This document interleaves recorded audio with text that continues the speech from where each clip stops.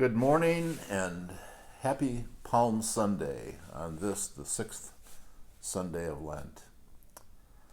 The preaching during this season is focused on the events of Holy Week, which begins today, based on the narrative in the Gospel of Matthew. It is a narrative that is full of monumental events that take place over the course of this coming week. The text that Helen read this morning describes one of them, the actual crucifixion of Jesus on a hill outside of Jerusalem. These events are like individual trees that comprise a forest.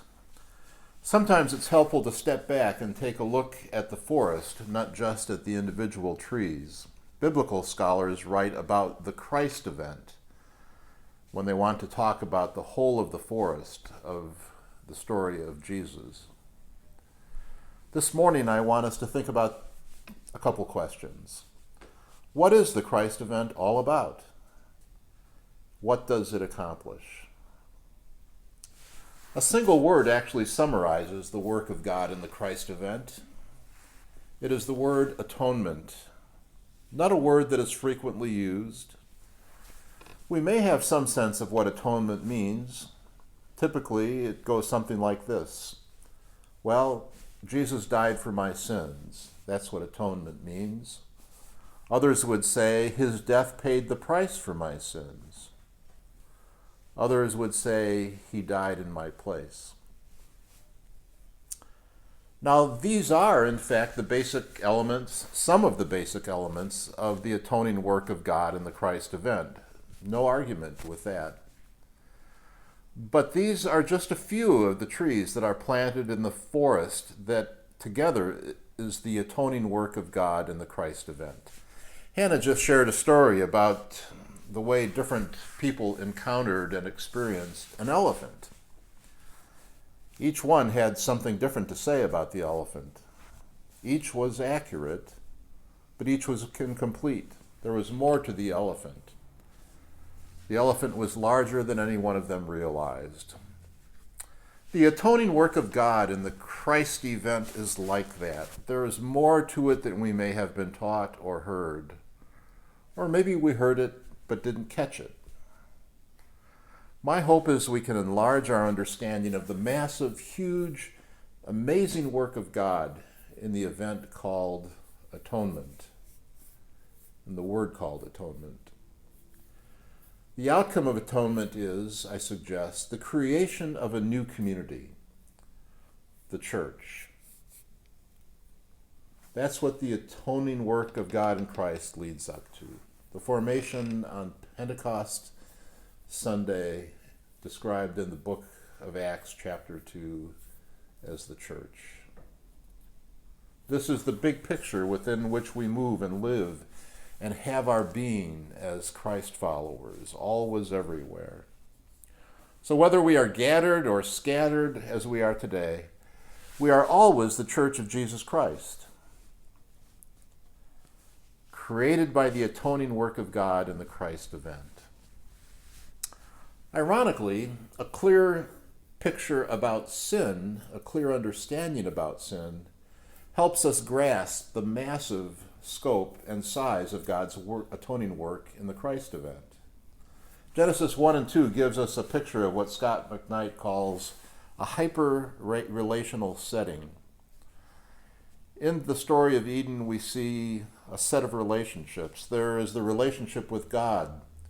There is a relationship with others. There is a relationship with creation. There is a relationship with oneself. In Genesis, we see that these relationships are, by the declaration of God, good, initially, in the beginning.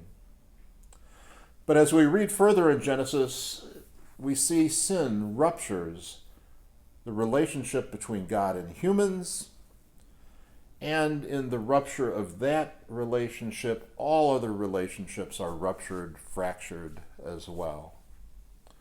We live then in the situation where everything is fractured, broken, cracked, and massively so.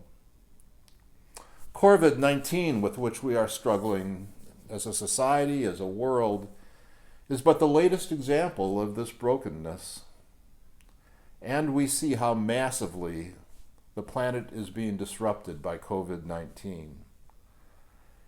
In that, we can get a bit of an appreciation for the scale of brokenness that results from sin. It is massive.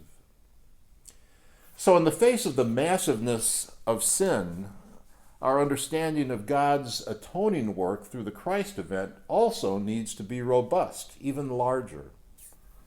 A small or a limited understanding of atonement is not enough. Now, about this new community that is formed by the atoning work of the Christ event, I want us to understand three things. The community of atonement results from the work of God in the Christ event. It embodies the work of God in the Christ event, so that when I look at it, I see the atoning work of God. And it continues, it advances the work of God in the Christ event. And whether we are gathered or scattered, these three things are true. Many people have pointed out that the word atonement can be thought of, if we break the word down into three parts, at one meant. God's work to bring all things together into oneness, based on the unity and wholeness within the very being of God, Father, Son, and Spirit. Three persons complete and perfect in their relationship with one another. In 2 Corinthians chapter 5, Paul writes that God was in Christ reconciling the world to himself, bringing the world, creation, people together, uniting them as one, the work of reconciliation. So what does it mean for us individually and together to be a community of atonement? The answer is that it must impact all four relationships that we see in Genesis, with God, with self, with others, and with creation. Are we personally being reconciled in all these relationships? Do we embody and advance as a church reconciliation in all four of these relationships? I want to offer a few stories that might spark your imagination as we think about Bellingham Covenant increasingly living as a community of atonement, a community of at-one-ment. First, an example of a community working to foster people finding at-one-ment with themselves. And the example is our own Enneagram class that's been going for several weeks, now interrupted by COVID-19. This is a class that provides opportunity for participants to become more fully reconciled with themselves.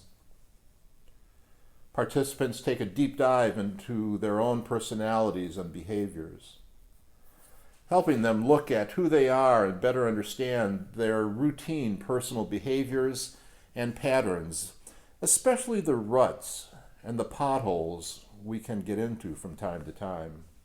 I'm in that class. And I want to give witness to the benefit that I've seen already in my own life from taking this deep dive. I said to Doreen a couple of days ago that my response to a particular situation that day was different from the way I have normally handled similar situations over the course of my life.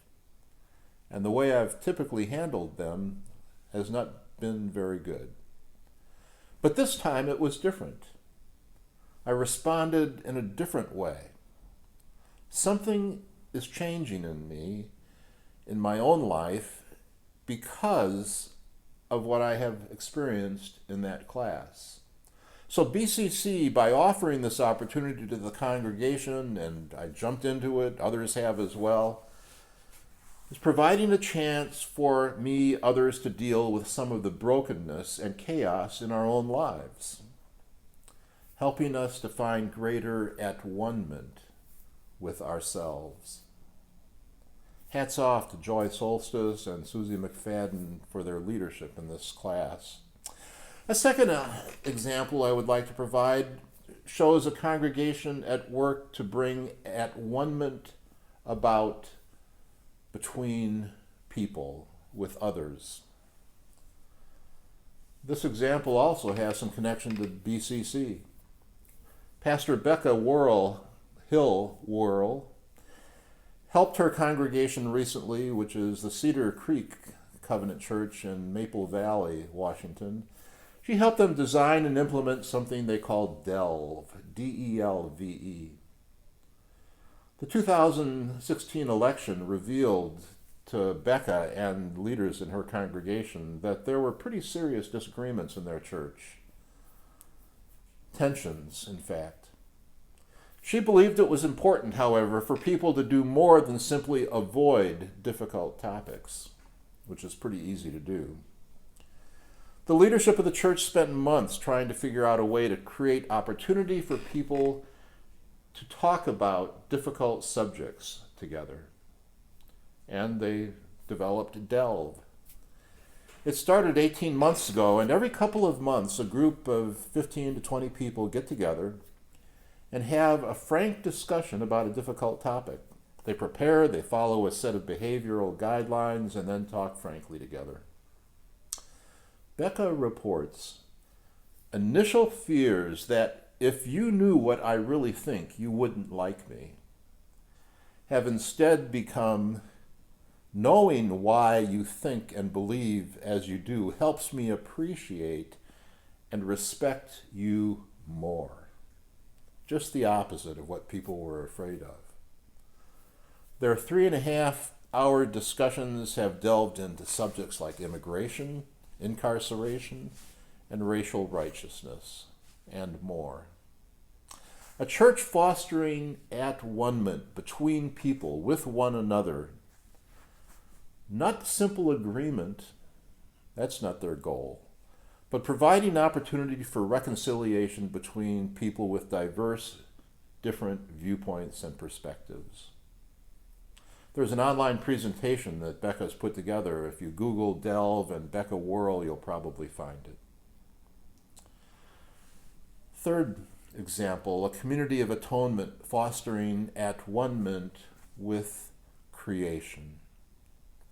Immanuelskyrkan is a congregation in central Stockholm, Sweden. The facility encompasses, if you can imagine, a whole city block. It's enormous. There are actually 3 congregations that make up Immanuelskyrkan: a Swedish-speaking congregation, an English-speaking congregation that's an international church, and a Korean-speaking congregation.